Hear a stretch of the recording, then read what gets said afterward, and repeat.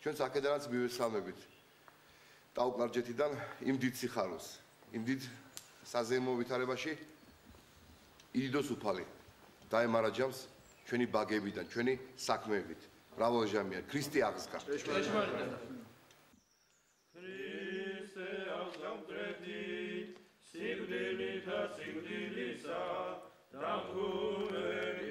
მამა გიორგი ტაბაღუა პირველი დეკანოზია, რომელმაც 4 საუკუნოვანი პაუზის შემდეგ შავშეთში, ხანძთის მონასტერში სააღდგომო ლიტურგია აღასრულა.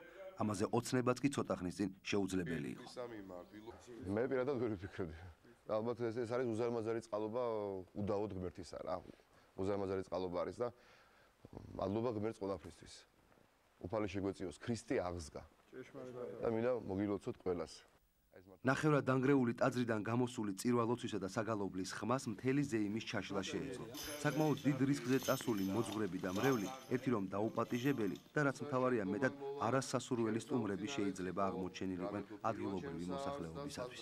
სწორედ ამიტომ სააღდგომო ლიტურგია დილის 5 საათზე დაიწყო. ასეთი ფრთხილი და ჩუმი ღვთისმსახურება იშვიათად თუ ჩატარებულა სადმე. უკანასკნელი წირვა ტაძარში, რომლიდანაც პრაქტიკულად საქართველოს გაერთიანების პროცესი დაიწყო, 400 წლის წინ აღევლინა. 4 საუკუნის განმავლობაში გაფიქრებას კი ზედმეტი იყო იმაზე, რომ აი აქ გრიგოლ ხანძთელის მიერ აგებულ ტაძარში შესაძლებელი იყო მომხდარიყო ის, რაც დღეს ხდება. მართალია ჩუმად, ისე რომ ხმა არავინ გარეთ არ გაიგოს, მაგრამ მაინც სააღდგომო ლიტურგია ჩატარებულიყო.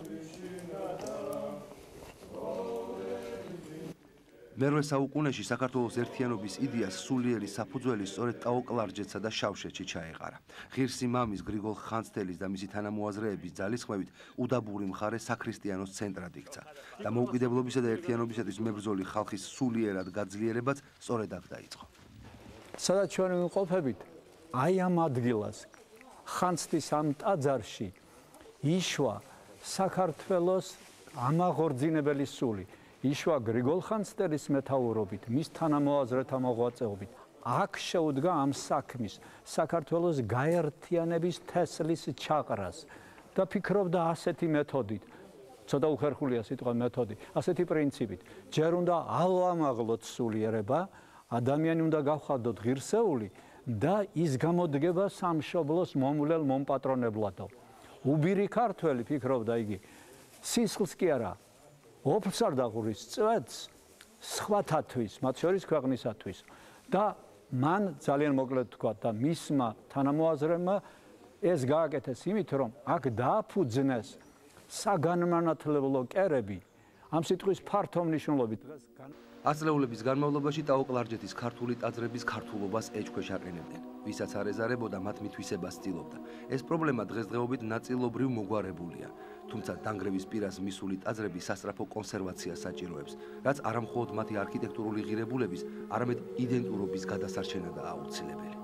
შესწავლა დაწყებულია, ეს უნდა გაგრძელდეს, იმიტომ რომ ეს მხოლოდ სამშენებლო ფაქტი ხო არ იქნება რა, ეს იქნება კონსერვაცია, რესტავრაცია, რომელიც არის კომპლექსი. დიდი კომპლექსი. ასე რომ ამის წინაშე ეხლა თქვი და გავიმეორებ, რომ ყველა ჩვენთაგანის ვალდებულება უნდა დაფიქსირდეს. კონსერვაციას მნიშვნელობა აქვს, რომ ისე იგი დაფიქსირდეს ის, რაც არის და დაფიქსირდეს სწორად. დაფიქსირდეს სწორად, რამე ხო არ არის მისი ისტორიული ეტაპები, წარმომავლობა, მისი ისტორიული ეტაპები და შინაარსი თვითონ ტაძრისა. ტაძარი რასაკვირველია, უპირველეს ყოვლისა ეს არის სასულიერო რამ ფენომენი, ხო? მაგრამ ამავე დროს აქ არის კულტურა, აქ არის ინფრასტრუქტურა, ვთქვათ ესეც. ქართული კვალის წაშლა ტაო-კლარჯეთში არაერთხელ უცდიათ. ზოგი ტაძარი დაანგრიეს, ზოგს გვერდით მიუშენეს და ზოგიც პირდაპირ მეჩეთად გადააქციეს. თუმცა სამართლიანობა მოითხოვს აღინიშნოს, რომ ასეთმა ბარბაროსულმა ტრანსფორმაციამ არა მხოლოდ უარყოფითი შედეგი გამოიღო. შეიძლება ცოტა უხერხულადაც ჟღერდეს, მაგრამ უნიკალური ქართული ტაძრების გადარჩენის საქმეში ტაო-კლარჯეთში იმანად შეასრულა დიდი მნიშვნელობა, რომ მათში და ხშირად მათ გვერდით მეჩეთებს აგებდნენ. ელემენტარულად ძალიან ბევრი ტაძარი ამან აფეთქებას გადაარჩინა.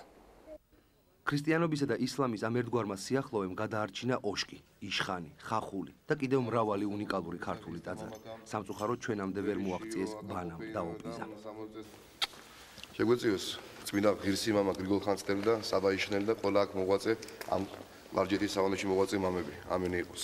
ამინ. ტაო კლარჯეთის სიწმინდეების მონახულება და აღდგომა დღეს წირვაზე დასწრება ამ ერთგვარი სასულიერო სამეცნიერო ექსპედიციის თითოეული წევრის ოცნება იყო. ემოციის გადმოცემა ყველას უჭირს.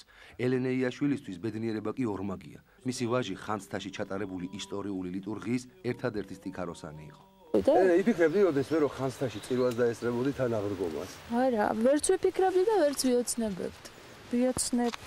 და როგორი განცდა არის ეს ყველაფერი? ეს არის ენით უწერელი განცდა, იმიტომ რომ ძალიან ნერვიულობ და რაც იყვებს ვერ პოულობ და ამას განიცდი და ვერ გადმოგცემთ. ეს უნდა ნახოთ, შეიგრძნოთ, დაესწროთ წირვას და ეს თავისთავად ისეთი ემოციაა შინაგანად, რომ მე ძალიან მიჭირს. და ძალიან ბედნიერი ვარ, რომ დღეს ჩემი შვილი სტიქაროსნად იყო. მადლობა ღმერთს, რომ დღეს აი მართლა სასწაული მოხდა, ვერ წარმოვიდგენდი თუ მოხდებოდი აღდგომა დილით, წირვას დავესწრებოდი ხანძთაში და მართლა დიდი წყალობაა ალბათ წმინდა გრიგოლის, რომ აი ეს სიხარული მოგვივლინა ჩემთან ერთად ყველას თქვენ ერთად. თავამად შეიძლება ითქვას, რომ დღეს დილით საქართველოსა და მის უმნიშვნელოვანეს ისტორიულ კუთხეს შორის 400 წლის წინ გაწყვეტილი სულიერი ერთობა აღდგა. ის რაც 4 საუკუნის განმავლობაში წარმოუდგენელი იყო, ბოლოს და ბოლოს მოხდა. საქართველოს ერთიანობის სიმბოლო ხანძთის ტაძარი კვლავ ქართულად აჩნდება.